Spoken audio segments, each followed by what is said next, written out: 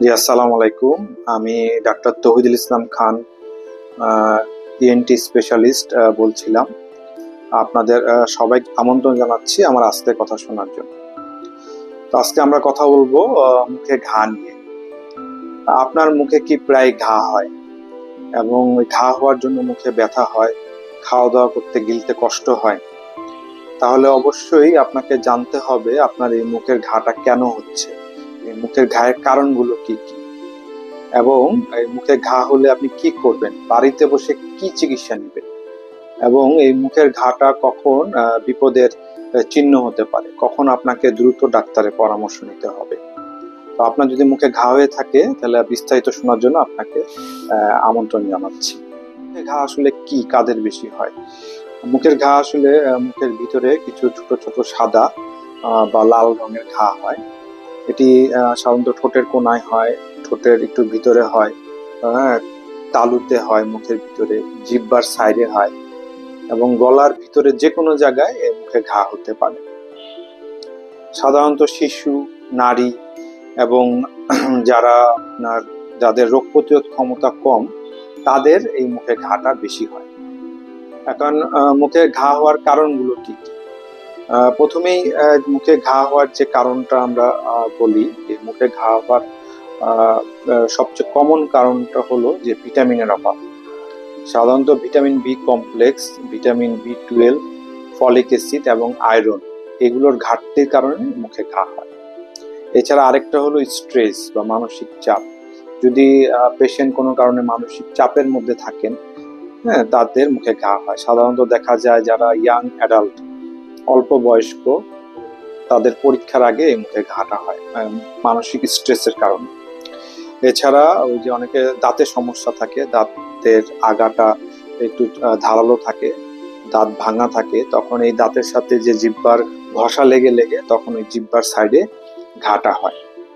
এছাড়া আপনার কিছু ইনফেকশনের কারণে হয়, যেমন virus infection, herpes simplex virus দিয়ে ইনফেকশন হলে মুখের ভিতরে এবং বাইরে চারদিকে ঘা হতে পারে। এছাড়া ব্যাকটেরিয়ার কারণে হয়, যেমন টিবি বা সিফিলিস, এই রোগগুলা যদি থাকে তাহলে আপনার মুখে ঘা হয়। এছাড়া আরেকটা কারণে হয় যে যদি ফাঙ্গাস ইনফেকশন হয়, ক্যান্ডিডিয়াসিস বলি, সেক্ষেত্রে পুরো মুখের জিহ্বা উপরে সাদা একটা লেয়ার পড়ে যায়। তো ক্যান্ডিডিয়াসিসের কারণেও মুখে ঘা হয়। তো সবচেয়ে যে ভয়ের যে বিষয়, যে কিছু ক্যান্সারের কারণেও মুখে ঘা হয়। কিছু কিছু ক্যান্সার আছে যেগুলি প্রাথমিক লক্ষণ হিসেবে মুখে ঘা হয়। তো এই জায়গাটা সবসময় মনে রাখতে হবে। এছাড়া আরেক ধরনের ঘা আছে, লাইকেন প্লানাস বলি, দাঁত এবং গালের পাশে সংযোগস্থলে সাদা একটা লেয়ারের মতো হয়ে যায়, লাইকেন প্লানাস বলে। এইসব কারণেও মুখে ঘা হয়। এছাড়া ব্লাডের কিছু কারণ আছে, রক্ত কিছু রোগ আছে, যেমন অ্যাগ্রানুলোসাইটোসিস। এই অ্যাগ্রানুলোসাইটোসিস রোগের কারণে আপনার মুখে ঘা হলে আপনি কি করবেন বা কি প্রতিকার? তো ঘরোয়া ভাবে আপনি যেটা করতে পারেন যে প্রচুর পরিমাণে ভিটামিন এবং আয়রন সমৃদ্ধ যে খাবারগুলো আছে, ফলমূল, শাকসবজি, হ্যাঁ, গরু মুরগির মাংস, এগুলো বেশি করে খেলে ভিটামিনের অভাবটা পূরণ হলে আপনার মুখের ঘাটা কমে যাবে। এছাড়া যাদের কৃমির প্রদাহ আছে তাদেরকে এক্ষেত্রে কৃমিনাশক ওষুধ খেতে হবে। এছাড়া আপনি স্ট্রেস কমাতে হবে, মানসিক চাপ কমাতে হবে। যদি ঘুমটা ঠিক মতো না হয় এবং আপনি মানসিক চাপে থাকেন, এগুলো না কমালে আপনার মুখের ঘা যাবে না। এছাড়া আপনি কুসুম গরম লবণ পানিতে লবণ দিয়ে গড়গড়া করতে পারেন। এছাড়া মধু বা তুলসী পাতার রস আপনি খেতে পারেন, এগুলো ন্যাচারাল অ্যান্টি ইনফ্লামেটরি হিসেবে কাজ করে।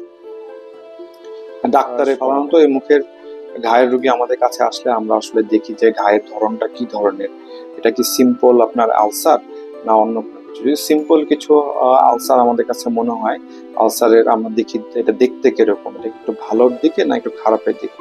যদি ভালোর দিকে হয় সেক্ষেত্রে আমরা ভিটামিন সাপ্লিমেন্ট দিই। ভিটামিন বি কমপ্লেক্স বা ভিটামিন বি 12 বাজারে রিবোসোম নামে পাওয়া যায়। এই ভিটামিনগুলো আপনি খেলে মুখের ঘা ভালো হয়ে যায়।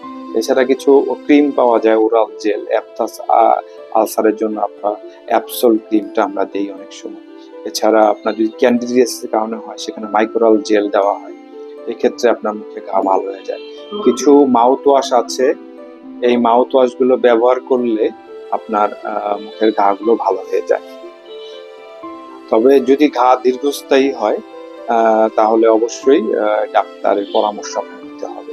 একজন অভিজ্ঞ ইএনটি ডাক্তারের পরামর্শ নিয়ে আপনাকে দেখতে হবে যে মুখের ঘায়ের ধরনটা যদি খারাপের দিকে হয় তাহলে উনি যদি এটাকে অন্য কিছু মনে করেন বা সন্দেহ করেন যে এখান থেকে ক্যান্সার একটা লক্ষণ ভাব হতে পারে, তাহলে এই মুখের ঘায়ের অংশ থেকে আপনার ওই বায়োপসি করে দেখতে হয় যে ক্যান্সারের কোনো ইয়া আছে কিনা। যদি সেই ধরনের কিছু পাওয়া যায় তাহলে ওই অনুযায়ী চিকিৎসা করতে হবে। তবে মুখে ঘা দেখা দিলে আসলে তেমন বড় কোনো অসুবিধা হয় না। নর্মাল যে ঘাগুলো আছে এগুলো ওই যে ভিটামিন খেলে, স্ট্রেস কমালে, একটু গড়গড়া করলে এমনি ভালো হয়ে যায়। কিন্তু এগুলো সাধারণত 7 থেকে 10 দিনের মধ্যেই ভালো হয়ে যাওয়ার কথা। কিন্তু যদি দীর্ঘস্থায়ী ঘা হয় সেই ক্ষেত্রে আপনাকে অবশ্যই ডাক্তারের পরামর্শ নিতে হবে এবং ডাক্তারের পরামর্শ অনুযায়ী চিকিৎসা নিতে হবে। তো মুখে ঘা আসলে ছোট হলেও এটাকে আসলে আপনাকে হালকাভাবে দেখার কোনো উপায় নেই। তো এই ছিল আজকে আমার কথা। আপনাদের যদি কোনো প্রশ্ন থাকে আপনারা অবশ্যই কমেন্টে জানান, তাহলে আমরা উত্তর দেওয়ার চেষ্টা করব। এবং যদি আপনার ভিডিওটি ভালো লেগে থাকে তাহলে আপনি লাইক, কমেন্ট এবং সাবস্ক্রাইব করে আমাদের পাশে থাকবেন। ধন্যবাদ আমার কথা ধৈর্য ধরে শোনার জন্য। আসসালামু আলাইকুম।